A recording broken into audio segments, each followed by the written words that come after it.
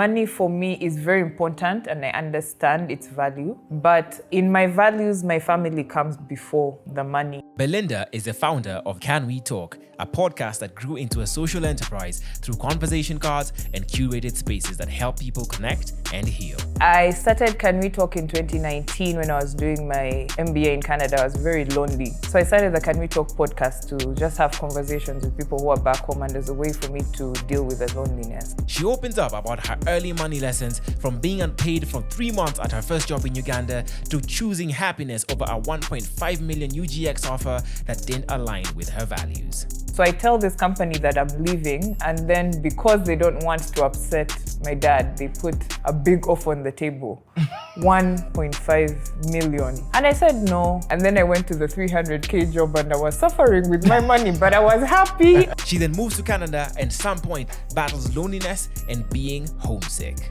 I moved to Toronto in the middle of COVID. That winter was lonely as hell. You don't know as many people, and it was cold and I was staying in a basement. After losing her grandmother and sister, she moved back home and transformed her grief into purpose. While back in Uganda, she matched her Canadian income of between 3,500 to 4,000 Canadian dollars through digital marketing clients. At the end of it, the money that I was making from my dream job, I was now making it in Uganda, and now I was spending in Ugandan shillings. Soon after, she then chooses to fully focus on Can We Talk and the Rift Valley Explorer director positions. You're able to carve out a really good niche for yourself, and like we said, you're making enough money. It's the amount of money you're making in Canada. So where does the transition come in? Every cent really counts. You don't do this personally because it's not a competition. But then the flip side to it is when you look at it, you're like, if it was serious, how much further could I drag out a shilling? Hey everybody, this is Barack. I'm the host of the Financially Incorrect podcast. It has been 2.5 years. We have had 150 episodes, over 150 guests. This is across Kenya, Tanzania, and Uganda. And now we've turned everything we've learned into a game. A game that puts you at the center of your money moments, where your choices, your upbringing, and your personality, and maybe a little bit of luck, determine how your story unfolds. So now at this point in time, your boyfriend or girlfriend comes up to you and they want this really cool gift, and it costs exactly what you have saved. What do you guys do? Oh, you have an answer? Us, this economy, decided to keep our money and not buy the gift. Maybe next time we'll get them something. So you got no gift? Yeah, just words of confirmation. Roll the dice. This is a financially incorrect game designed to challenge how we think, talk, and act with money.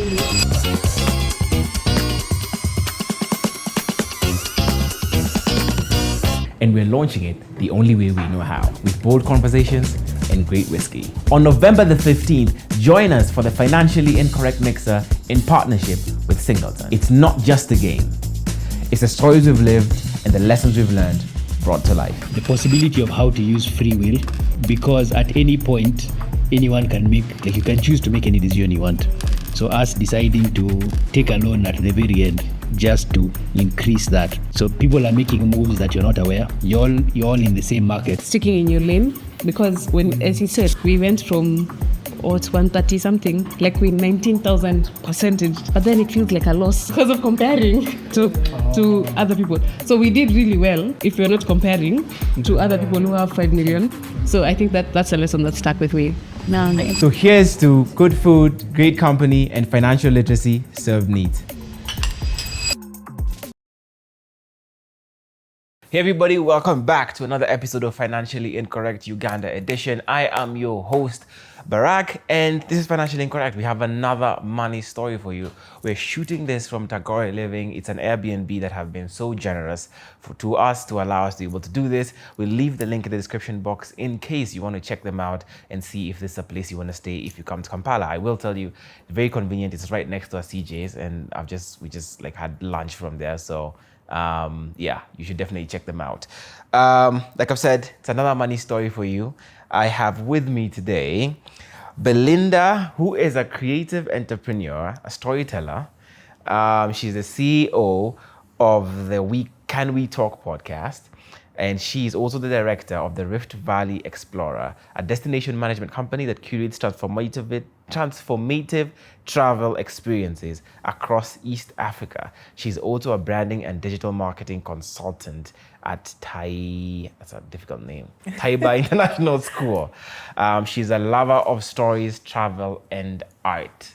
Yes. Welcome to Financially Incorrect. Thank you. I'm so glad to be here. Yeah? Yeah. I was telling Collins. before. Yeah. Yeah, just you know. Okay. Yeah. That I've Financially Incorrect was actually on my vision board. Uh-huh. So I'm so excited that I'm actually here. Okay, that's good. It's good to tick that box Yeah. for someone somewhere. Yeah. I don't know. It's not on my vision board. but anyway, good to know. Okay. Tell me, I'm going to ask you something from your bio. You said you're a lover of stories. Mm-hmm. What's the best story you've ever heard? Wow. A story about someone else or a story about myself? Whichever. Like the best story you ever heard as a story lover. As a story lover, I think I would say books. So I love books. Anything by Chimamanda for me takes me in terms of the way she brings the characters to life. I remember the first time I read her book, Americana, and it's the first story that I saw myself in. And it's why I love stories, because you remember that your experience is not just yours, right? So even with Can We Talk? So Can We Talk basically is around conversations and connection and allowing people to tell their stories. And when we used to have some spaces called Chill and Connect, hearing everyone's story about different things. It would be about relationships. It would be about money as well, about upbringing. It's always like, oh, I'm not the only one who has gone through this. Oh, this is very different. Like the story brings the human to life. I don't know if that makes sense. Yeah, it does. I get that. Okay. So tell me a little bit more about Can We Talk? Because I was told that you also have, I don't know, some stuff. Yes, I came bearing gifts for you guys. So Can We Talk is my baby. I started Can We Talk in 2019 when I was doing my MBA in Canada. I was very lonely over there. First time I've left home. First time you're in a different place. So as much as you have friends, you still feel alone. So I started the Can We Talk podcast to just have conversations with people who are back home, and there's a way for me to deal with the loneliness. And then in 2021, I stopped the podcast simply because of mental health. And then I went into creating conversation cards. Because the thought behind it was, if I can't have these conversations because of the state I'm in, what if people were having the conversations with themselves? Because a conversation is only as good as the questions you ask, right? Yes. So we came up with the first edition. This is called Finding Home. It was based on the last season of the podcast. The Can We Talk podcast had different types of seasons. So the last one was called Finding Home. And we were going through an exploration of finding home within yourself, finding home within a person, finding home within a location.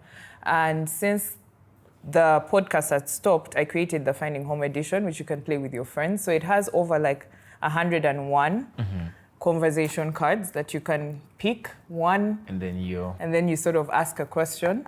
Okay. Yeah. Let's see. Actually, even I want to ask you. Oh yeah, I want to shuffle. Let me see if I can shuffle. Interestingly, in my other life outside of Financially Incorrect, and different other elements that I do, I have created something like this for. Really? Yes, based on a podcast as well. Interesting. Yeah, very interesting. Okay, all right. So do you want me to pick it, or do you want? I can pick one and ask you. Okay, sure. What qualities about yourself do you like the most? What qualities about myself do I like the most? Yeah. In all honesty, my hair. I think I have really good hair. Let me see. Yeah, Like I think you have a full head. I think so that's good. well, for starters, yeah. But I think I have really good hair. I have I mean, of course, every African has like curly hair to some extent, but I don't know why. From the time I was very young, like from when I could remember, I always felt like I have good hair. My wife tells me she has better hair than mine, which it is. I think like some days it is, some days I don't think so. But I think my hair, yeah, that's what I can say, undisputed. Okay. Yeah. Nothing on the inside. On the inside, what do I like about myself on the inside? Oh man, I think we might reveal some things here. I don't know, maybe I don't like myself that much on the inside. I think, that's a good question. I don't know, maybe I would say, maybe resilience, maybe? Yeah, I'd say resilience and discipline, possibly. I like that I've been able to build those qualities. Yeah. Okay. What about you? Well, no, let me pick one for you. In this season of your life, what would you like to let go or release? Hey, even me, I'm like, came up with the questions, but Yeah. every time I have to answer, I'm like, in this season of my life, I think I'd like to let go of some limiting beliefs that I've had. I became you don't become a creative, but I discovered my creativity a bit later in life, and I think it impacts the way I show up in the space that I'm in now. So I think those limiting beliefs around whether failures or how I show up is something that I'm really trying to work hard to release. Get rid of. Yeah. Okay, that makes sense. Okay, so this is the first edition. So this is the first edition. And also, interesting story about finding home. I didn't put any money into putting the first batch out, because I had created a community by then. So people pre-ordered them, and that's how we're able to create the first batch. I didn't have to spend any money. And then when they did so good, we realized, okay, the conversation you have with your friends may not be the conversation you have with your partner. It may not be the conversation you have with your workmates. Right. So we created more editions. We currently have about 9 editions. So this one is, for example, a team edition that you can play with your workmates. Obviously won't reveal everything about you. We have a relationship edition. We have a family edition. And that's how Can We Talk, the business, started. Oh, awesome. Okay, and how much are the games? Are they all the same price? No, they're different prices based on the number of cards. So the Finding Home, they're the ones that are 80,000. Sorry, I don't know. No, In it's Kenyan fine. shillings, I UGX. think- No, this Yes. is a Ugandan podcast, so we keep it UGX. 80,000 2,800, okay, Kenyan shilling. is the ones that have about 101 cards. Then we have the bigger ones, which are 95,000. And then the biggest box is 150,000, which combines a good number of edition. It combines friends, sex, relationships, and family as well into one big box. So that's the biggest one. That's 150,000 Ugandan shillings. Okay, Yeah. interesting. And you know what? No, I'll get into the money side of this a little later in the conversation. But okay, that's really good. I mean, I think extremely entrepreneurial. Have you always been entrepreneurial? Is that something you were as a kid, or did you fall into it? Fell into it completely. As a kid, I was, those annoying kids who are you're always number one in class. You just pass class, so I never thought about what I wanted to be. I used to pass academically, so they'll tell you, oh, you're really good at math. You're going to be a bank manager. I remember that's the first one that I wanted to be, because everyone's like, you're really good at math. And then in my high school, I was really good at chemistry. So I started saying I wanted to be a doctor or a pharmacist. Again, no idea. So entrepreneurship is something that I fell into. Even when I started selling them, it never clicked to me that I was starting a business. This is very stupid, but I was just looking for a creative outlet at that time. I had just lost my sister and I couldn't do the podcast, the Can We Talk podcast. So it was a creative outlet for me. Let me create these cards, and it was giving me joy. It wasn't until the first day when people started sending in money for their pre-orders, and I'm like, okay.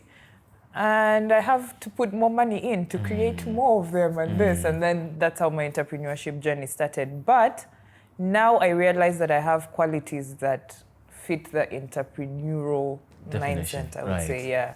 Okay. So you've said, as a kid, I guess you ticked the box, you went to school, you passed, you did really well in specific subjects. But before the podcast started, when we're just chatting, you said, when you're telling me about your move to Canada, but you said in Uganda you're a privileged kid. When did you know that you were a privileged kid? What happened that you were aware that you were a privileged kid? I think the schools I went to. So I went to Gayaza High School, which is like a government school here. And you would see in terms of the difference between the things that you're able to have access to. But maybe it became more clear to me. So after I finished university here, I did my Bachelor's of Science in Finance here. And my mom always insisted that I want you to leave Uganda for a bit and just leave. And it wasn't until that I went that I noticed how easy life was for me here. Because now in Canada, you're no one, right? Like no one knows you.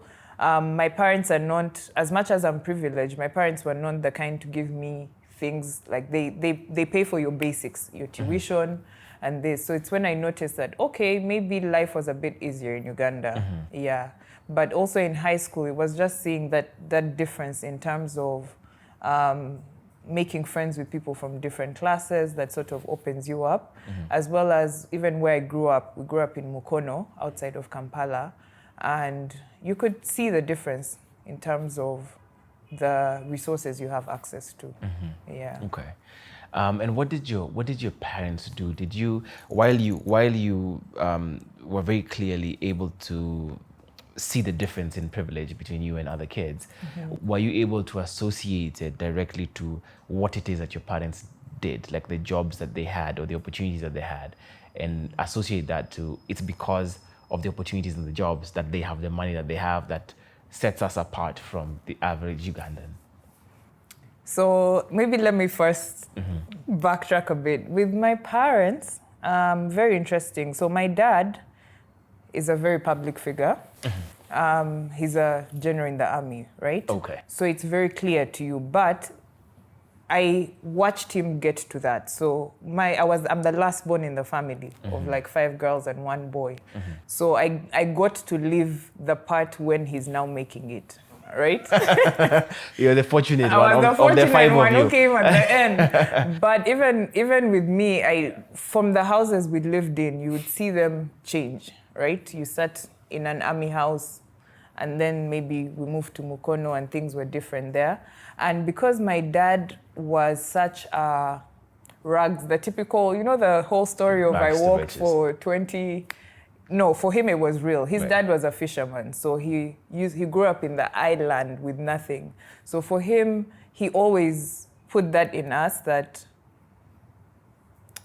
you didn't just get here. This required hard work and this. So even the way we used to interact with people, we never had that thing where a lot of privileged families do, where you can't, it's like the other is over there and we're over here. No, for us it was always very, you're playing with everyone and this. So it was very, how do I say? Yeah, it was easy to assimilate with everyone, and I think that's a character that I like about myself till now. Until I tell you that I'm privileged, you may not know. Yeah, so, and then my mom, on the other hand, my mom grew up a bit more exposed, a bit more privileged than my dad did, but she was also very down to earth. And they never raised us with that thing that money or the privilege that you have is your identity.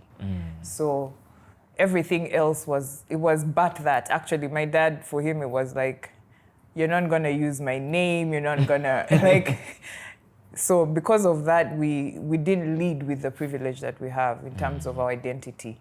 You are more than that. Yeah, that's how we were raised. Okay, so you've never used your dad's name in any space or anything? No, I honestly have not.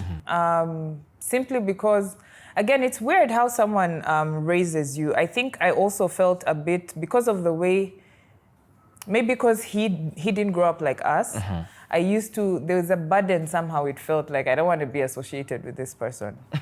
Right? Not in a bad way. I mean, he has made a good name for himself and congratulations to him and whatever.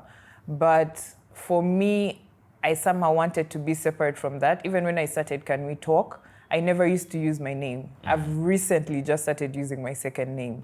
But I used to go by a pseudonym, Munna Kampala, because I wanted to be more than that person's kid.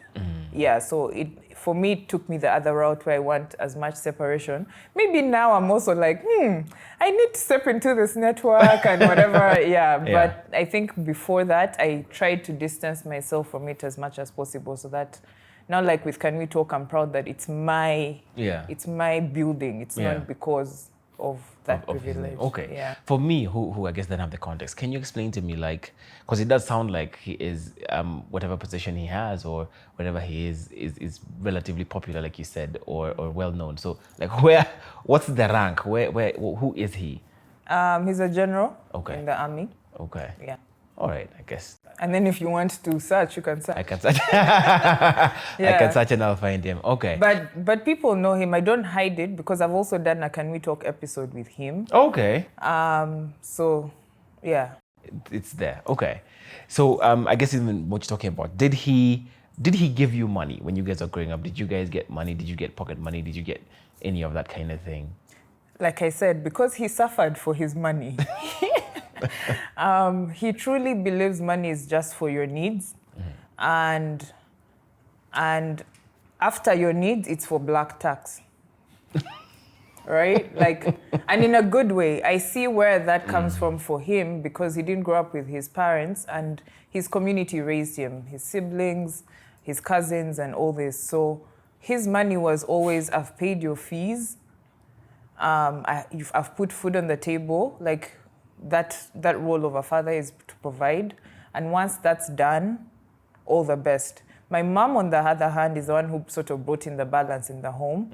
My mom is she's a businesswoman, so she always was into like investing and this, but she also enjoys the good things of money. Like she's the one who will spend. She loves traveling. She loves shopping. So even the things that we enjoyed were maybe more from my mom. Yeah, but my dad is like, you finished studying, like cuts you off. So you have to be ready. I was not ready for that first cut off. And it's like, yeah, I have to. So he taught me that, yeah, money and all this comes from hard work. Yeah. And then after that, it's for helping the community and for giving back. It's simple as that. Simple as okay, that, yeah. Interesting. So, how did you decide to go into, you said something finance, what you studied at university? I did finance in university. Yeah. Again, I had passed in high school. I think we need more career guidance in Ugandan schools, honestly. No one had ever really asked me anything beyond my good grades. Like, I hadn't thought that hard. So with finance, I had done physics, chemistry, and math, stroke entrepreneurship in high school. And you had entrepreneurship as a subject? As a subject, yeah. Okay, that's cool. As a subject, but very theoretical to me. Like, I wasn't thinking of it in any way, like actual things that you could do after school. So I remember with finance, I literally had decided the university I want to go to here, which is the Makerere University Business School. And I literally sat down with my brother-in-law and he told me, so if you did this, you could work in a bank. If you did this, and finance seemed nice, it seemed like a nice word. So I went into finance. I had no idea what it was, but I still passed. I remember I passed with a first-class degree, and I got out into the job market, and I hated all the finance departments I tried to work in. I was like, this is so boring. I have to sit here and look at numbers all day. So that's how I ended up doing finance. Honestly. Okay. Yeah. Throughout your university, how are you surviving? I'm assuming your parents are the ones who are giving you money. So how are you surviving? And has your dad's philosophy changed at this point? Because you are in university, so you do need some money for, socialization and transport and things like that. Yeah. Or is he still just, I'm paying the fees, you figure out through that? No, in that first degree, he was providing for some pocket money here and there. But when I went for my master's in Canada is when he was just doing the tuition, and then I got a job at a retail store at Winners Home Sense in Canada. So then that's how I was getting my money for parking and everything. But here he was giving you. Here he was giving me. Yeah. Okay. How much? Or what? How much would you average, like as pocket money over a month or over a semester? By then, it was like 100 to 150,000 Ugandan shillings. Per month? For the semester. Oh, for the semester. Yeah. So it's about 50K per month. Yeah, and you would get by. You know, that's something we talk about with my friends these days. Maybe it was also being a girl, but I don't know where the money that we were spending was coming from. Yeah. Or the economy was very different back then. Right now you can't see how someone would be able to make it. No, you can't. With 100, no, you can't. Okay, interesting. Okay, I guess makes sense. So you talked about the first time you get cut off by your dad. Is it at this point after your first degree? No, so after my first degree, yes. Again, once you're done with school, it's time to be an adult. So I remember after my first degree, I was very lost. Again, just jumping a little bit from, they tell you apply for a job, you go in, they don't pay you, you leave after 2 months, like that. So yeah, after the first is when I was like, okay, I need some money, I remember I got my first job. Am I allowed to say company names here? I don't know. Yeah. Yeah. Okay, no, maybe I won't say. That's for you to decide. Okay. Yeah. So my first job after that first degree here, I remember I got in and they were not paying me. So I got in because of my connection in terms of like my dad and this, but I also knew I have value I'm bringing. So that's something for me. I always knew that I have value I'm bringing. I had performed very well in the degree, so I'm like, you're not gonna, What they don't tell you about network is once you have a seat at the table, you have to prove yourself, right? It's known that you get a seat at the table and now you have to chill. So I remember that first job, they were not paying me, and I was working every day for about 3 months. And then when I decided to leave because I was not getting paid, I was getting stressed because, again, the money is not coming in as much. My mom was giving me some money. As I said, my mom has always been, mothers. I went back and told the HR that I'm quitting because now I had found another job which was going to give me a little money, 300,000. I remember at a place called So Many Stories. That one, I love it. They're now the publishers of a game called Otio.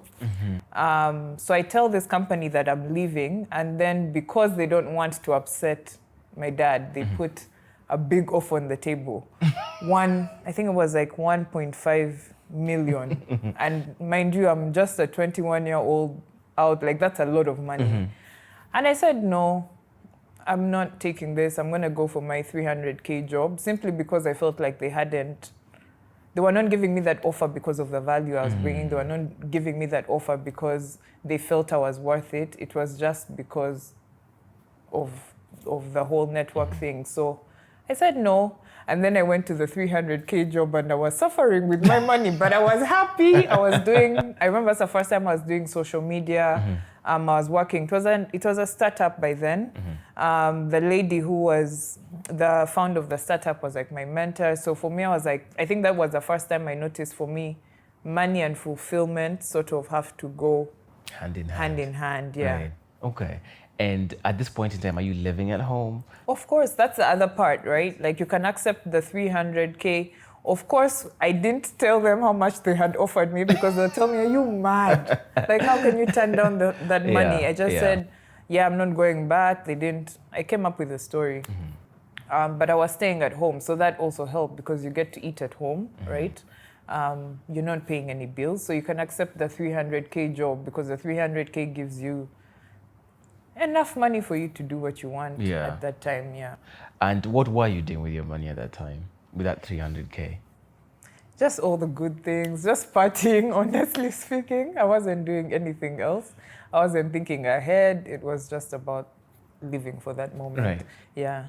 How long do you stay in this moment where you're in right now, where you're earning some money, you're at home, not thinking twice about where you're spending your money? How long do you live in that moment for? I think it was about 6 months. And then, like I had said, my mom always insisted that you have to leave Uganda. All my siblings had left Uganda after high school. And I was the only one after high school. Okay. I was the only one who had stayed. So I think maybe because of the exposure my mom had from her life, she had grown up privileged but had left the country. I think she really wanted me to feel what 300, because when she would tell me the 300K is not enough, obviously it wouldn't register, because at the end of the day you go home and you don't, the money is enough, right? So it was about 6 months, and then I eventually was like, you know what, let me apply, let me go for the master's. So after that 6 months is when I go, and she was right. That's the time I woke up like, yeah, money, just because you have, like, there's nowhere you're going home. Canada, I had no family. I didn't know anyone there. So it was a wake-up call, because now I had to work.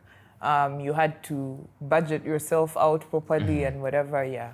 And this is the point where you say your dad is meeting your tuition, but then he said you have to find a way to meet your other costs.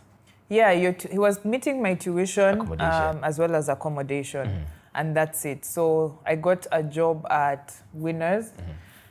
Hey, that's the time I learned the value of $1. You would work, you can't sit. You know those, I don't know if you know those jobs where you're just on your feet 8 hours of the day. But when the money would hit my account, it felt good. I won't lie. It felt different compared to the money maybe I used to get in my first time at uni here. You felt like, yeah, I worked for this money. Yeah, and it's my money. No one can tell me what to do with it. Yeah. And so at that time, are you making enough money to do things beyond your living expenses? Yeah. Yeah. So do you start saving a little bit, or? No, I didn't. You still don't make that choice? Well, luckily, I'm not so much of I don't spend too much to the point that I don't have anything in my account. So I think that's the most, again, my parents had never talked to us about money. Like in the home, we were aware of the privilege, but they had never had, we used to go for family things, but my mom had never, it isn't until now that she's saying, oh, we used to save for those things. We used to do this. So for me, I think even the concept of saving for a future thing had not yet registered that much. All I would do is look at the account and be like, okay, I still have $1,000 in, I'm good. Because remember, in Canada, they're paying you minimum wage. So yeah, you can make a living. You do part-time during the full-time semesters, which is like winter and fall. And then in summer, you can work full-time. So you're making enough money. Yeah, you're even sending some to your friends back here, but you're not, I wasn't saving by that time, yeah. I mean, when we were talking earlier, you mentioned really struggling with the weather in Canada, right? And that even leading to being a part cause of a level of depression that you had. What was that like? Hi guys, let me tell you, we underestimate what the weather here, how it impacts the way we live, right? In Canada, the winters are horrible. It goes as low as negative, I think negative 15, negative 20. And I was in BC. BC is like the mountains.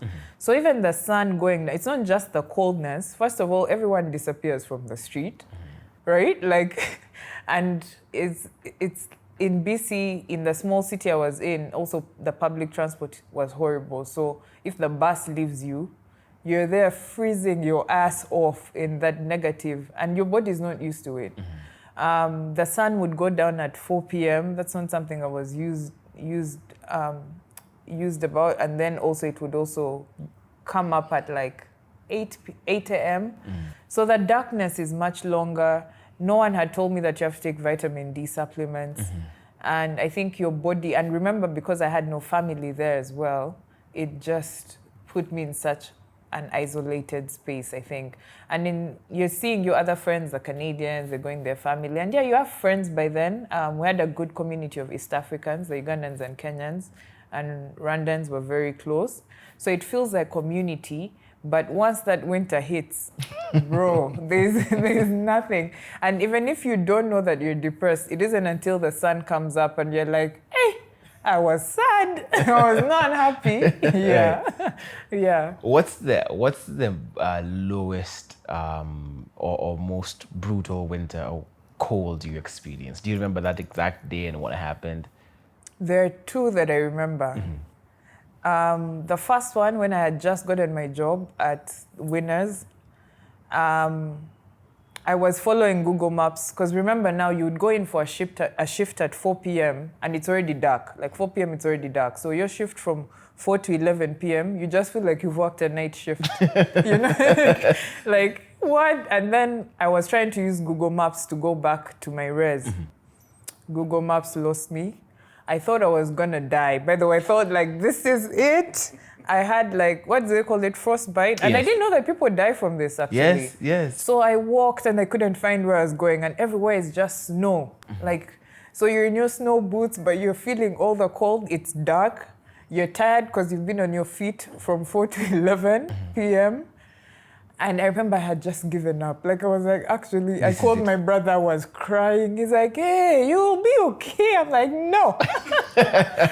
You don't understand. And then I remember God brought some girl who I last saw in like my P2. I swear, out of nowhere, she just appears. She's like, Belinda. I'm like, what? And she's the one who guided me home. But I remember that day, I was like, you people sent me here to suffer. Like, what is this? So it was that one. And after my master's in Kamloops, because I did my master's in a small city in BC, I moved to Toronto in the middle of COVID in 2020. That winter was lonely as hell, because big cities, you don't know as many people. It's COVID, so we were not allowed to do anything. I think Canada had one of the longest lockdowns. And it was cold, and I was staying in a basement because when I moved to Toronto, I rented out a basement first. That basement, the heating was not working. Oh no. Yeah, you're just in there like, I'm so sad, but you'll survive. Yeah. Were you ever concerned for money at some point when you were in Canada, your whole stint there? Was there ever a day where you were concerned for the amount of money you were making? Here's why you should choose FX Plus if you're in Uganda. Tight spreads and low commission. Competitive rates, free educational resources, 24/6 customer support. Oh, and did I mention fast deposits and withdrawals? Check the link in bio to register now. After I had graduated, that time when I had just gone to Toronto, my dad was not sending any more money because you finished your master's. All the best. And I was unemployed. And, you know, they tell you go to Canada, there are jobs, but what they don't tell you is every economy is the same. Even the jobs over there, most of them are through a network. So you're doing your best, you're going on LinkedIn, doing the cold calls, whatever. But the money in Toronto also is, the money that you need to live in Toronto is obviously much more than BC as well. So I remember when I had just moved, the government had just given everyone like some good money for COVID. The Canadian government gave us like $8,000 to take us through that period. And now it was getting finished. And there was no job in sight. That was the first time I was like, okay, what the hell am I gonna do? My mom would send me some money here and there, but it was very humbling because it was also just like, I mean, as much as she's trying to send you money, she's sending you money, it's dollars, right? UGX conversion. So I would just stay home. Like, you just try and stay home as much as possible. And then in that time is when, by then I was doing the podcast, but because I had grown the podcast with, on social media, I met a Ugandan family that had a business over in Canada. So I ended up asking them to do their social media and help them with their digital marketing. Stuff, right? Yeah, because they were trying, the son I think was taking over and he was trying to get into the digital platform and everything. So that's the first way that, again, when you're now, like there's nothing else to do, you're looking for, I had to look for something to do. So that's when I started getting some little money because I was now running their social media pages. Worst case scenario, if you had called your dad and asked him to send you money, do you think he would have? I think so, actually. And that's something I always, even now, I don't know why I just don't feel safe to ask him to. I think he would. And I even say I think, but I think he would. Maybe there's also a part of me because of the way we were brought up. I was just like, I have to figure this out. I have to figure it out. And eventually I did. Okay. Yeah. Okay. I guess that's interesting to understand because I was curious about, even though you were doing this thing on your own, whether you had you felt a little bit of a safety net or a parachute in one way or another? With my mom, I did. So that's why I Yeah. said my mom was helping for sure. Yeah. Yeah, but with my dad, it was like, yo, you've paid my masters. I was also, again, because we were brought up very aware of your privilege. I think even in my siblings, I'm the only one whose masters was paid for, I think. Yeah. So I felt like, yeah, he has done More than yeah. he ought to have. Okay, Yeah. that makes sense. Let's talk about what then happens that you decide to actually working in Canada. So you get this social media gig for this family and for this business. How long do you work at that? Do you make enough money to then sort of survive? And what do you do next? Yeah, I make enough money. So I make enough money and then I'm still applying for jobs. So I got a job with my dream company, HarperCollins. It was paying me, obviously, very good money with benefits. Like they were paying for my therapy, my dental, my vision, everything. So between getting and I was still doing the other side hustle. So now then the money came in. I was like, okay, because now you're making the salary job and then also money the on the side side. hustle. Yeah. Yeah. What was the job? The HarperCollins Yes, one? yeah. I was their digital marketing coordinator. Yeah, which also I got because of the work that I had been doing with growing the Can We Talk podcast, as well as now the other social media. Yeah, thing. so those are the things that I used to get in. Okay, so if you're to give me that in Canadian context, so that I can understand like what you were making and how that affected your standard of living, like how much were you spending on actual living expenses? Like what was it like? Because it's very easy to sit on this side, on the East African or Kenyan side or Ugandan side, and interpret, oh, you're making so much money, but then like 70% of it or 60% of it is going into expenses. Yeah, that's the part they don't tell you. Yeah. For sure. I was making, annually it was 42,000 Canadian dollars. So monthly, that's like, I would say maybe $3,500, $4,000. I was renting a studio apartment in like Toronto, but not like downtown. The Davisville, and the studio apartment was $1,200, and that was a COVID. It was a COVID bargain, yeah. Okay. Yeah, because in COVID prices went down, so I was paying $1,200 in terms of rent for a studio. Obviously, I don't remember exactly the bills, internet, this. Right. So, yeah, we make like $3,500, but maybe A like third of it is going into. Yeah. Okay. So do you start saving at this point? Do you start creating? again. No. Let me tell you, I'm saving, and this is why Or financial. investing, yeah. No, actually, maybe the one investment I had done at that point, when I graduated my first degree, because I had done so well. I don't know if in Kenya they have this thing where they give you money in your hood when you graduate. No, I wasn't given any money. Collins, were you given money when you graduated? Like when you graduate, they put money in your graduation hood. Oh, when Brandy says she had it, I didn't Yeah? have it. You had it? Oh, I didn't. Okay, Yeah. so That would have been nice. yeah, it's a Yeah. thing they do here. So I remember when I got that money, my mom told me, buy some cows. Buy some cows. Yeah. Okay, how much money And is it? like Like a they lot of fill, money, because they give you- fill up your hood. Yeah, if you have a party, everyone comes and puts money in your hood. And remember, because I had got a first class degree, those uncles that wanted to even make it. Yeah. So that's the only investment I had by then. How many cows did you buy? I had bought, I think there were 2 or 3. And she's like, just buy these cows and then they'll keep multiplying. You won't have to worry about that. Yeah. So that's the only investment I had done by then. My first investment, I think, was after I'd moved back to Uganda and done Can We Talk for some time. Then I opened up a unit trust.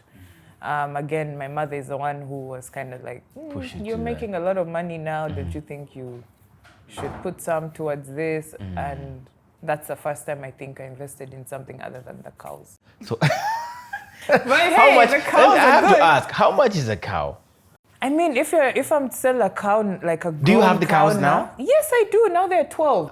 Now you have 12 cows. Yeah. Okay. How many bulls, how many cows, how many, The bulls are, they're no bulls, all the cows. all of them are. Okay. And then if you're selling off like a grown cow, you can get off, I think depending on how big it is, Yeah. you go from 2M. And I assume these are like grade cows. Yeah. Okay. Like what are they So called? Like the Frisians and what are those others, I only know Frisians. Those are the ones you have. Yeah, but you're not. No, I'm not so sure, but no, they're Frisians. That one I'm sure. But they're 12. That's Yeah, what that they're you know 12. they're 12. Yeah. Okay. So that's the only investment that I had done by then. Okay. And then also when I got this job, I had like a savings account that I was trying to put money into. So you put the savings so that you're not spending that money. I think that's the most that I was. Okay, well, at least you had a savings account you were putting Yeah, the money in. I had a Okay. savings account. So you save up, and then life happens, and you need to move back to Uganda. Yeah. Okay. So when I had just gotten the job with Happiest, I think I'd been there for about 4 months. And then my sister and grandmother pass suddenly, and I make the decision to move home. And I remember when I made the decision, my dad tells me, if you decide to move home, just know I'm not paying, you're not like coming here to live off me, whatever. Because obviously, and I get what he's saying, because why are you leaving this job? Simply because you lost someone, that generation. Like life will move on, and I'm like, yeah, it's okay. I'll come back and figure it out.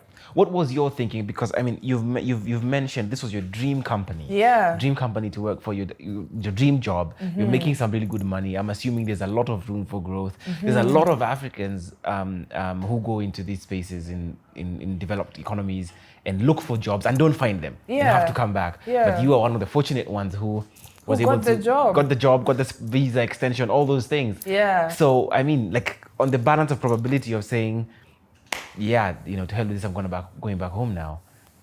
I think it's a decision now that sometimes I look back and I'm like, knowing what I do now, I don't know if I would have made the same decision. But at that time, for me, again, as I said, money for me is very important, and I understand its value. We live in a capitalistic world, all those things. But in my values, my family comes before the money. Okay. And my mom, I felt like my mom needed more support, having lost her mom and her daughter in such a short period. Also for me, Canada wasn't good for me mentally. Like, I remember I was a size 0, I think, at that point. Like, I was not looking good. I remember my brother was like, girl, I hate to tell you this, but you're not looking good. So I decided, I was like, you know what? I had always hoped that I would come back to Uganda in the long run. Point, right. And then I had onboarded a second Canadian business. With digital marketing. And then I had also, I also got another lodge here to do their digital marketing. And then I got the school as well to do their digital marketing. So at the end of you had it, like 5 or 6 clients. Yeah, at the end of it, the money that I was making from my dream job, I was now making it in Uganda from, of course, now different sources, but it was the same money, and now I was spending in Ugandan shillings. I didn't have to spend in Canadian. Okay. Right? So it was good money then. It was good because it would then convert to what? Collins, I just stepped out. I don't have the math. But yeah, it was very, I'll tell you what. How much are you charging? Maybe you can do an average of per client. I was getting like maybe 1,200 every month from the Canadian ones. So Canadian dollars, not USD. Yeah. So those are ×2. And then I won't say what I was charging my Ugandan clients. Okay. Yeah, but I was making good. It was equivalent to the same money that I was making. And now, because I was spending in Ugandan shillings, I felt like a millionaire. I left home. Literally. So when you land, do you even go back home? Yeah, when I land, I go back home for the first 6 months, again, as I'm trying to get these clients. Yeah, so those first 6 months, try and get the clients. That's when also Can We Talk, the cards start. And then I move out, I think it was January. Like after 6 months, I moved out. Yeah. And so from there, you told your dad, I'm going to prove you wrong. I felt like, he's like, I don't understand now. She's just, because also I don't have an office at this point. I'm just at home. And he's like, I don't understand how you're making, like, you're not asking me for money.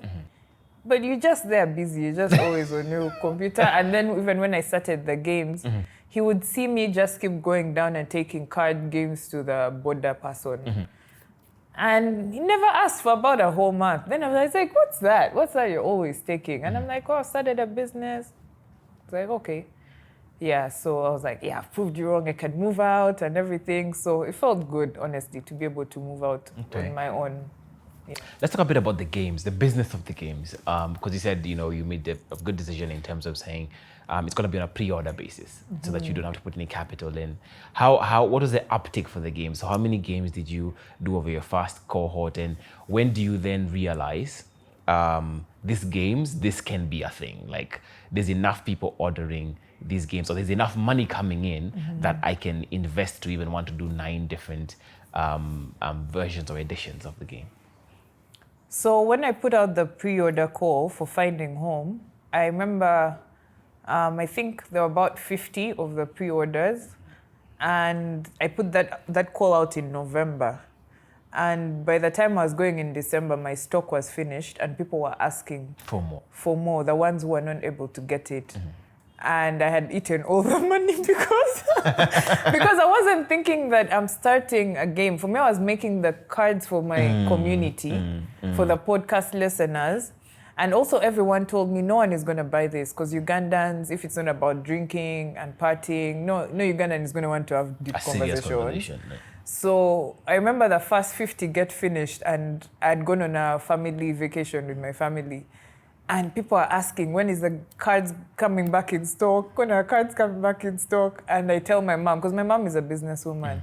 And she's like, where did you put the money? I'm like, the money was coming to my mobile phone. so it's gone. It's gone. So she convinces me to put in another batch. And again, it sells really good, the Finding Home edition. And that's when I noticed, because Valentine's was coming. And you listen to your customers. So someone was like, okay, this was really good. Is there any I can play with my husband? And yeah, it could be played with the husband, but I noticed there's some questions that are deeper that you could go in for relationships. So that's when the relationship edition started. And those 2 did really good. And after a year is when we decided to expand to family and all these other ones, yeah. Okay, interesting. And so it's been now a good business line and a good revenue stream for you, of course, with the business. Yeah, I mean, it's been a learning curve as well. Yeah. Because with product businesses, it's really hard to manage cash flow. I think that's been the biggest lesson. So on paper, you're profitable, whatever. You can see sales came in, this, the cost, whatever. But cash flow is a whole other story. I wish I paid attention in my finance class, my MBA a bit more, in terms of managing cash flow. And now you have, let's say you grow a team, how you're managing your cash flow, you'll be able to pay them. But yeah, other than that, it's been good. It's been good growth. Okay. So what's the thing that happens that then gets you to now start investing? Like you talked about unit trusts and other elements. I know you said your mom is the one who convinces you, but where does that come from? So by then I was around 25, I would say. And again, you're making a lot of money. This is from the digital marketing and everything. Digital marketing, can we talk? And I think I started to realize maybe that I want more. Or you look around and you notice, okay, how the hell are you able to buy the land? Because me, by the time I finish spending my money, I have none, yet you're making a lot of money. So that's when the unit trust came in. My mom had heard of it, and I think they had opened one. And so she tells me, is this thing where you put your money instead of keeping it in the bank, because that's what I would do. It's just in the bank, it's losing value and whatever. Why don't you put it this side and you'll see it grow? And I didn't think much of it, but then I started putting their deposit I put up like a standing order in my account, so it would just keep going. And it would excite me when I would go back after a few months and you're like, actually, this thing works, I have more money. Right. And I think the other thing that I always had around investment, I would be like, they're going to take my money, then it has to lock in forever and this. But with the unit trust, I like that they told me that I can get the money today if I wanted to. And I remember by then my dad brought someone to talk to us as a family about family finance or something like that. And that's the first time I heard about an emergency fund and all these things. So that's when I noticed, I was like, okay, maybe this is worth investing. Okay. So then do you start putting aside, like you said, an emergency fund and all those things? I mean, my trust is the emergency fund. my trust was the emergency fund. So right now, what does your investment portfolio look like? It's not that great because so one of the things that I also consider my investment is my business. Yes, of course. Yeah. So I think that's been my biggest investment because, again, the other thing they don't tell you about business, you want to bring in a new product. So the money that you make for profitability is different from the money you need for growth. Yes. So I remember when we start, because Can We Talk has events as well, right? And spaces. And yeah, you're making money from the card games and it's enough to put back in the business and for the business to run itself. But if you want to grow and do something you haven't been doing, you're going to need more capital. So I think that has taken most of my capital in terms of the business. But for me, I think my business is something that's going to live beyond me. It's the type of business that I'm growing. And it's also going to be my legacy in a way. So for me, that has been my biggest investment. And then I have the trust, the unit trust. And now that I turned 30, I turned 30 recently and I'm like, I need more money, I need more investments. So I want to learn more about other investments. Opportunities. I think I knew, for example, about stocks in my Bachelor of the Finance degree I did or whatever. But now I find myself being more interested in, what does that look like and whatever. Yeah, so now is when I'm trying to invest in more. I paid for Centonomy last year to try and learn more about money and whatever. And I'm trying to get more financial knowledge to go beyond these investments I have. And of course, you forgot about the cows. You have the cows. And the cows, I have my cows. Yeah, I have my cows, my business, and the trust. Okay. And then a savings account. Okay. And so right now, primarily you're making your money as a digital marketing consultant for multiple businesses still. No, that has changed. Okay, so when did that change? And actually, maybe before you even talk about how that changed, I want to just understand how you were able to even get the Ugandan clients. So you've talked about the Canadian ones. How were you able to convince the ones that were here to take your services and pay you for the services?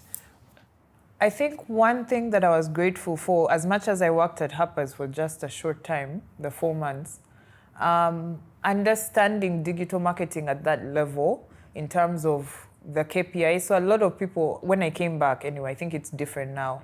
I found that a lot of people who are doing digital marketing could not connect to the strategic goals of a business. They couldn't connect, they couldn't use the language that a manager, and a lot of the directors here are older people, right? So they couldn't understand the language to use for that person to understand why digital marketing is important to them. So I think that was one of the good things that I had because of experience. So I would understand what metrics we're looking at, how are we forming a strategy, and how I got the buy-ins. I would tell them, give me just 1 month, or the ones who are very skeptical, give me 3 months with your socials. I'll do for you. So I'd give them the free marketing plan, the free digital marketing plan, how I plan to change their digital. And then I would give you maybe 1 month free. And if you don't notice any difference, you don't need to pay me. So a lot of them would be like, let's see. Also, they want free. They want free work. So they're like, yeah, come in. And then after 2 months, they see that more people are asking them about their business and this. And now I can state my price because now I'm like, I'm not continuing for free. You have to pay me.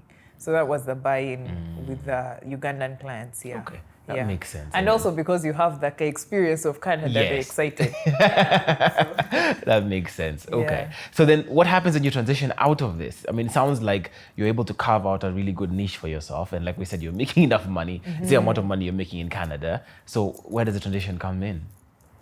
Burnout. This was, I think, 2 years ago. So my family also invested in another business. So I started also running the tour company. It's called the Rift Valley Explorer. I've always loved travel. So I became the director of that, and it was interesting because now you have 2 businesses. You have the baby, the one that you've grown yourself, and then you have this other new baby as well. And doing that and then juggling 6 clients, because what they don't tell you also is you have customer relationship management. It's not that you're just posting. You have to have meetings with these people. You have to tend to every little thing, and it's just me. I didn't have a team around my marketing. So eventually I got burned out. And it reached, I think as I started approaching my 30s, I wanted to go deeper rather than wider. And I had seen that Can We Talk is something that is really working for me. It's aligned with my purpose and everything, because I like impact on top of business. And then also the tour company I was seeing, I'm going deeper into that. So I decided to retain just the one client who's the school here, to allow me to just go deeper in those. And also as an entrepreneur, I was just spread thin. So you end up not working on your business. I would just put out the fires every week, but you don't have enough time to do the things that are going to take you to the next level. Right. Yeah, so it's a trade-off sort of that I did, that I'm like, okay, if right now I lose out on this money, I'm hoping that in 5 years my business is making me this and even more. Okay. Yeah. So there is a pay cut, quote unquote, that you take. Yeah. Yeah, it's not easy, let me tell you, because my mind was so used to the other money for so long. And like I said, you've asked me about my investments. I didn't invest. I wish I had invested it a bit more. But me, I was living for the day, like you're like. So it's been, I'm trying to, that part of the mind shift in the mind, not just the physical money or whatever, but the mind shift of, okay, I have to live a life that has less expenses. I have to be more deliberate about where is this money going. You have to get that money out before you even want to spend it. So things like that, it's been a change. Okay. Yeah. So now what does success look like for you in a money world? What does success look like for you with where you're at now? And have you now adjusted to the new pay slip and the new less expenses and being more deliberate lifestyle that you decided to embark on? I think I'm still adjusting. But I think for me, success looks like freedom of time and money, like a lot more money. So in terms of money, I think I still have a way to go. Like I still have a target. I have a target that I've written somewhere that I'm not yet there. But in terms of success, I feel like I am somewhere, because for me, success is freedom of my time. So I like that I get to control my day as an entrepreneur. And yeah, that means some days maybe I work 24 hours, it's okay. But I like that I have that freedom of time. But money is definitely there in my success, because I've also noticed the reality is you need money. Yes. Yeah, you need money. Obviously, black tax is taking us as well. So you're like, man. Have you adopted the same model as your dad in terms of black tax and ensuring giving back to the community and society? Yeah, I don't think I've adopted it myself, like, yes, let's take, but I think it's a generational pattern that happens, right? Like, it's so hard within our community if, let's say, you're from the family that looks like you're doing good, and then someone needs something and you're like, no, it's so hard. And also just the things like people pleasing, whatever. So it's a bit hard. It's something I hope that I don't take on to the extreme that he does. But for sure, but for sure it's there. And I don't think black tax is a bad thing all the way, because Can We Talk is very based on community, for example. Yes. And community is big for me. So even with black tax, there's a way your community still gives back. For them, it may not be financial, but there's a way they still give back as well. So I'm still trying to find the thin line Over there. with that one. Yeah. Final question. What is your happiest money memory or money-related memory? My happiest money... honestly, I think it's when the first time in Uganda, after I had landed all the different... Like when I had noticed all the different clients are bringing in all this money and I had converted it to Ugandan shillings. You're a millionaire. I was like, what? Let me tell you, that whole year, I'm sad, let me go to the spa. I'm like it was good to experience that also at a time maybe before responsibility or the reality of life had hit so much. And in a way that it was my own doing. It wasn't something money that was given to me. So I think that's the happiest. 25 was a very beautiful age, yeah. Okay. Man, thank you so much for coming on the Financially Incorrect Uganda edition, and thank you for sharing with us your story. I definitely think it'll resonate. I've picked up a thing or two. First of all, I didn't even know about the graduation thing, and it happened in Kenya as well. I'll go and ask a few more people. They didn't give you your money. No, nobody gave me money. No, well, my mom gave me a really good gift, but nobody gave me cash money. That would have been nice to have. That'd be nice to have. Anyway, thanks so much for coming in. Thank you so much for watching Financially Incorrect Uganda edition. We will see you again in 2 weeks for the next episode. Remember, please do put down any other guests you'd like us to have. We want to come back at the end of the year. Please put down any new guests that we should get for this podcast, and we will see you in 2 weeks.